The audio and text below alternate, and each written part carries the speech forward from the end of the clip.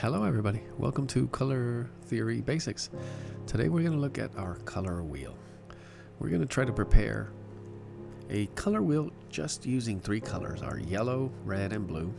From there we're going to look at a spectrum from primary to primary, and also selecting a hue of one of those new created colors.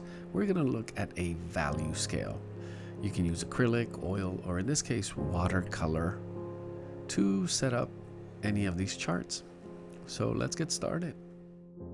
I want to introduce you to a concept of what is color? What makes a yellow yellow? We hear about warm yellow, cool yellow, and not just using the term yellow, red, blue. We need to get a little more familiar with when do we stop calling a color yellow when it's becoming too orange, and at what point does orange become red? So this is what we're going to kind of deal with today. What makes a color and how do we place it in the spectrum, and how do we mix it using our own pigments to do this, and also get a little more familiar with what constitutes a warm and a cool color. So today we're using acrylic for the demo, and what I want you to do first is start off by just drawing a couple of circles over an XY axis. So I have a vertical line and a horizontal line, and I'm drawing circles the size of a quarter at 12 o'clock, 3 o'clock, 6 o'clock, and 9 o'clock. Now in between every single one of these, I'm going to place two more. So that would be 1 o'clock, 2 o'clock, we have the 3 o'clock, and I'm going to work all the way around, creating a nice circle of circles. Now some of these might be a little bigger, smaller than others, so you might want to consider using a quarter or a compass to try to draw, depending on how neat you are. The most important thing is having 12 going all the way around at every position of the clock. So here's 10 o'clock, 11 o'clock, and there we go, 12 kind of even circles. From here, we'll set up our palette, and judging how much is enough, I generally go with as if I were putting toothpaste on a toothbrush. You want to be on the favoring the side of a little more. You don't want to run out in the middle of mixing. It does cause some problems having to add more pigment. Now, as for the brush, you can use a flat, round acrylic brush. I'm going to be using these water brushes with the water contained in them already, and it's a nice medium size in order for me to flow some water into it. Now the consistency is going to be important. You want something that is pretty much thicker than honey, and as we begin setting up our color wheel, we will start with the color yellow at 12 o'clock. And also, as you deal with the consistency of it, you're going to want to look at some of your brushing skills. From there, very important, jump to 4 o'clock, and we're going to color 4 o'clock with pure red pigment. So we have yellow at 12 o'clock and now red at 4 o'clock. The important thing is we have 3 spaces open in between them, and we'll do the same when we apply blue to 8 o'clock. As we continue working our brushing skills, now we begin mixing. So I selected a little pile of yellow, and I'm adding a tiny percent of red into it. How much? Well, depending on the amount of yellow you have, I'm gonna think somewhere between 90 to 10 or 95 to 5%. And what I'm looking for here is a tint of reddish or orange hue that will be easily differentiated from the yellow. When you try to mix orange, it's not necessarily a 50-50 mix. Red is a little more powerful than yellow, you'll find, and it'll easily just overpower it. So we want to look for that close to 50-50. It might be 60-40 in some cases. Looking for that perfectly orange hue. And this sometimes takes adding just a little more, a little less, and again, it's depending on the amounts that you may have on your palette. Now you can see that we're moving in between the steps, creating from yellow, a yellow-orange, an orange, and a red-orange. And that's what we're going to do all the way around the wheel. We're going to create from primary colors our secondary colors, and as close as we can, those colors that would fall in the spectrum right in between. And the key here is to make each scale of color in the spectrum easily recognizable as different from the previous. So here we're adding a tiny bit of blue as we move into the violet, and a little more blue to create our purple. Now purple, blues, and reds, very important. Sometimes these colors have pigments that are going to give you that violet look or a browning look, and this happens when you have a cool blue with a warm red. Warm red means it has a little bit of yellow in it, so you'll find that different mixes of blues and reds will give you different looks of violets and purples. Now we're finishing up our blue violet, and you can see that just mixing these two reds and blues give us that nice spectrum of red violet, blue violet. As we move to the yellow greens, just adding a touch of blue and recognizing how much we need in order to change the pigment and give us just that little bit of difference as we continue to work on our brush skills, just painting that perfect circle.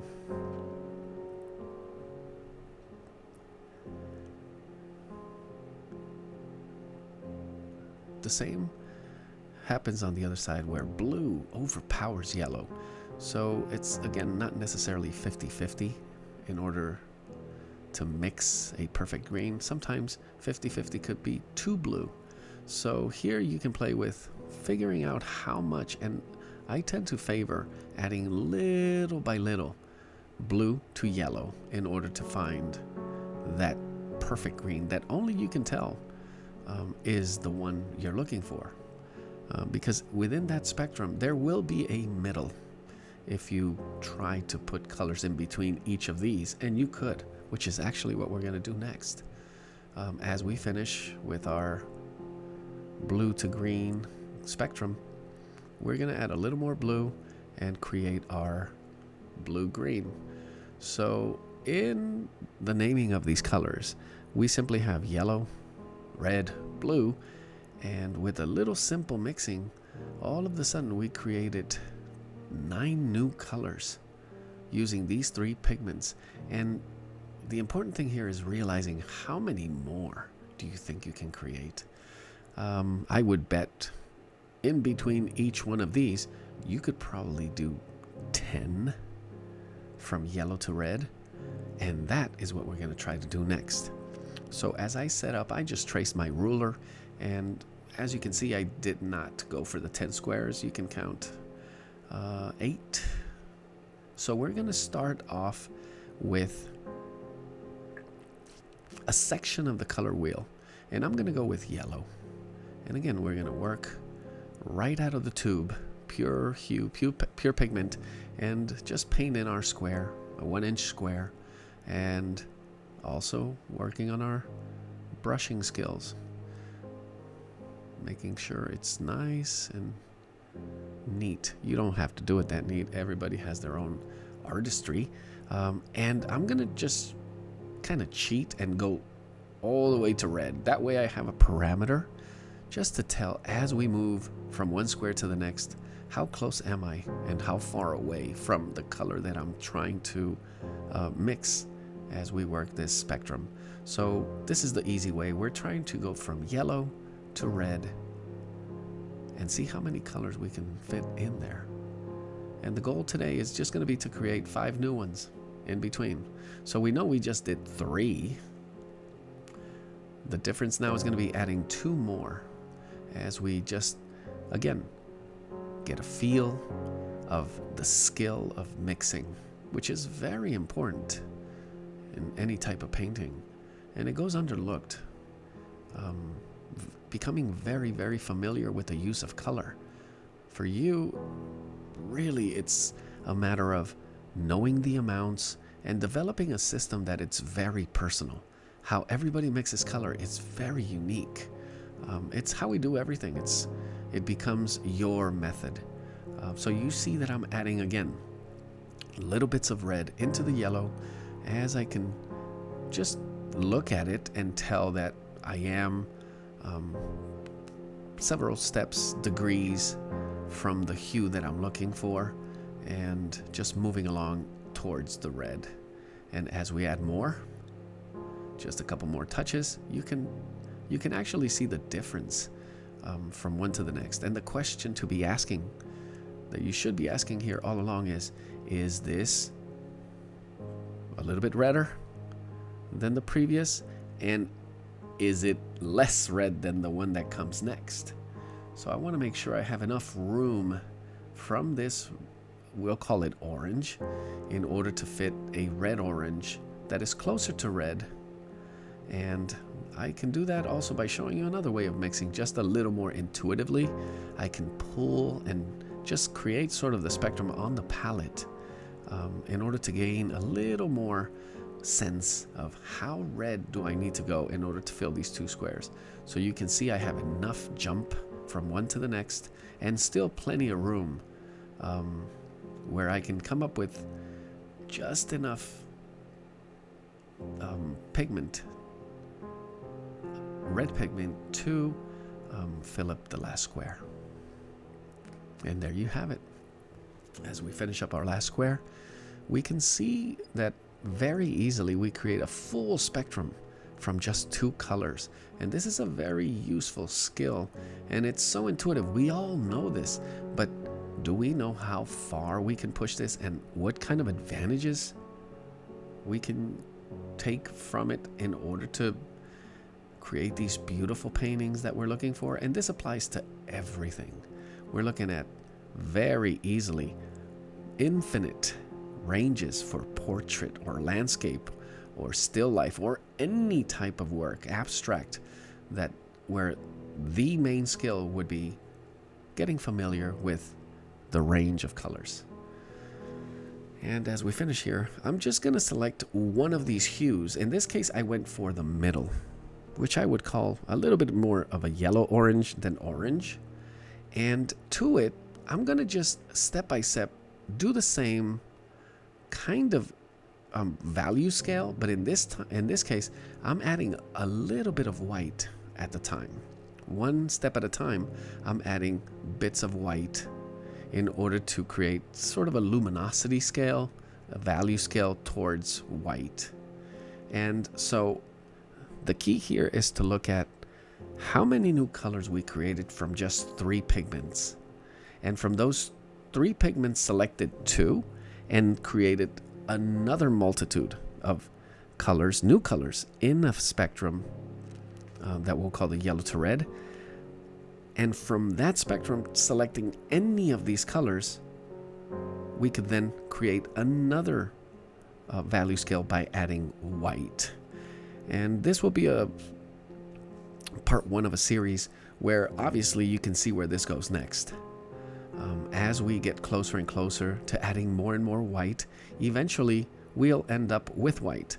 But you can begin to see what range and what we can do with expanding our knowledge and our familiarity with the color spectrum, where any of these colors gives you infinite times infinite possibilities for exploration, and then just having fun with it as you create your beautiful works, your beautiful paintings.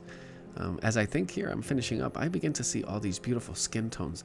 Believe it or not, this is what you need to do in order to really just apply a sense of artistry to your work that we'll have people asking you, wow, how did you do that? And the key here is, looking back, I just mixed colors, coming up with your own solutions and your own techniques. So here we are. We have a page 1 of our charts of color theory basics. And just using these 3 pigments plus white, we have a full range color spectrum that we could always play with and learn to manipulate. So it satisfies what you're looking for, your own style.